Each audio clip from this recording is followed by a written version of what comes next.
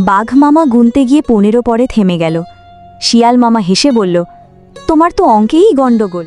সিংহ মামার জন্মদিনে কেক নিয়ে এলো বাঘ মামা। খাওয়ার আগে নিজেই আধা কেক খেয়ে ফেলল। শিয়াল মামা সিংহ মামার ধরা মাছ নিজের ঝুড়িতে রাখে। সিংহ বলল, মাছ ধরেছ না শুধু চালাকিই শিখেছ? ঝড়ের হাওয়ায় সিংহ মামার কেশ এলোমেলো। শিয়াল মামা ছাতা খুলে বলল, ফ্যাশন শুরু। বাঘ মামা কাঁঠালে কামড় বসালো। দেখি লেজ বাঁধা শিয়ালের। শিয়াল বলল, আগে আসলে আগে পাবে। বাঘ গোরজাল, সিংহ গম্ভীর গাইল, শিয়াল ডাক দিল। শেষে কচ্ছপ জিতে গেল চুপচাপ সুরে গেয়ে। শিয়াল মামা চালাক ক্লাস খুলেছে, বাঘ ভর্তি হয়েছে। প্রতিদিন শুধু জিজ্ঞেস করে, আজ কি টিফিন বড়? 3 জন দৌড়ে নামল। শিয়াল শর্টকাটে গেল। শেষে আবার কচ্ছপই জিতে গেল। কুয়োয় নিজের ছায়া দেখে বাঘ মামা ভয় পায়। শিয়াল বলল, ওটা তুমিই মামা।